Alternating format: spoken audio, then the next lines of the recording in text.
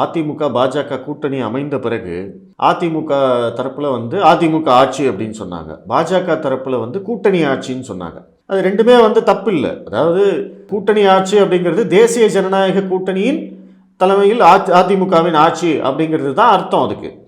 ஆனால் அந்த கூட்டணி ஆட்சி அப்படிங்கிற ஒரு வார்த்தையை வச்சுக்கிட்டு இவங்க வந்து இங்கே எத்தனை மாதம் உருட்டினாங்க. நேராக போய் கூட்டணி ஆட்சின்னு பாஜக சொல்கிறத போய் எடுத்துகிட்டு போயிட்டு அது அதிமுக காரங்கிட்ட கேட்குறது, அதிமுக காரங்க அதுக்கு பதில் சொல்லுவாங்க. அதை எடுத்துகிட்டு போயிட்டு வந்து நீங்கள் பாஜக காரங்கிட்ட கேட்குறது. இவங்க ரெண்டு பேரும் வந்து பேசுகிறத வச்சு மற்ற திமுகவில் ஆகட்டும் இல்லை திமுக கூட்டணி கட்சிகள் காங்கிரஸ் விசிக இவங்ககிட்ட எல்லாம் போய் கேள்வி கேட்குறது, திரும்ப திரும்ப அதே வந்து விவாதத்துக்கு வந்து எடுத்துக்கிறது.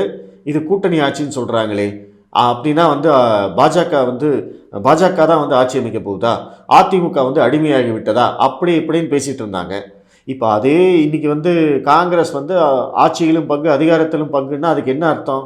கூட்டணி ஆட்சின்னு தானே அர்த்தம். அந்த வார்த்தையவே இன்னைக்கு பயன்படுத்த மாட்டேங்கிறாங்க இவங்க. இப்போ எந்த அளவுக்கு வந்து இவங்க அரசியல் பண்ணுறாங்கன்னு பாருங்கள். அதாவது திமுக வந்து இன்னைக்கு ஊடகங்களை ஒட்டுமொத்தமான கண்ட்ரோலில் இருக்குது. யாருமே வந்து திமுகவுக்கு விரோதமாக செய்திகள் போடவே முடியாது. திமுக என்ன செய்தி சொல்கிறாங்களோ அந்த செய்திகள் மட்டும்தான் வெளியில் வருது. அது போக ஏதாவது அரிதாக 1-2 செய்திகள் வந்தால் அதுவே பெரிய விஷயம். அதுதான் நம்ம திமுகவுக்கு எதிராக வந்து நம்ம அதை வச்சு தான் வந்து அவங்களுக்கு எதிராக நெரேட்டிவ் செட் பண்ணிகிட்டு இருக்கோம். ஆனால் காங்கிரஸ் கட்சி தொடர்ச்சியாக வந்து முறுக்கிட்டு நிற்கிறாங்க. காங்கிரஸ் கட்சி அவங்க வந்து அவங்களோட டிமாண்டை வந்து குறைக்கவே இல்லை. நவம்பர் மாதமே இந்த பேச்சுவார்த்தை ஆரம்பித்தாச்சு. நவம்பர்லேருந்து அவங்க வந்து தொடர்ச்சியாக இந்த அதிகாரம், ஆட்சி அதிகாரம், பங்கு அப்படிங்கிறத கேட்டுகிட்டே இருக்காங்க. ஆனால் இப்போ வரைக்கும் திமுக அதற்கு பதில் சொல்லலை. ஸ்டாலின் அதை பற்றி பேச மாட்டேங்கிறார். திமுகவில் இருக்கிற யாரும் பேச மாட்டேங்கிறாங்க. திமுகவில் இருக்கிற அந்த தளபதின்னு ஒருத்தர் வந்து காங்கிரஸ் கட்சியை சேர்ந்த மாணிக்கம் தாக்கூரையும் ஜோதிமணியும் வந்து வெளிப்படையாக விமர்சித்தார். அவர் மேலே ஏதாவது நடவடிக்கை எடுத்தாங்களா? இல்லை காங்கிரஸ் கட்சி தலைவர் செல்வ பெருந்தகை அவர் வந்து இவங்களுக்கு எதிராக ஏதாவது பேசினாங்களா? ஒன்றுமே கிடையாது.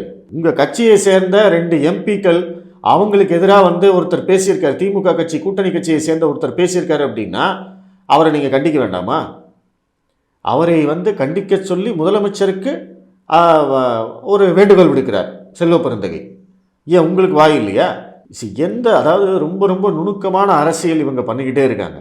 இது வந்து ரொம்பவே ஆபத்தானதுன்னு தான் சொல்லுவேன். இன்றைக்கி வந்து ஆட்சி முடியும் தருவாயில் இருக்கிற போதே இந்த அளவுக்கு மீடியாவை கண்ட்ரோல் பண்ணி, நெரேட்டிவை கண்ட்ரோல் பண்ணி நம்ம வந்து என்ன பார்க்கணும், எதை பற்றி பேசணும், யாரை திட்டணும், யார் வந்து ஆதரிக்கணும், எதுக்கு வந்து சிரிக்கணும், இந்த அளவுக்கு வந்து எல்லாத்தையும் முடிவு பண்ணக்கூடிய இடத்துல இன்றைக்கி வந்து திமுக தான் இருக்குது.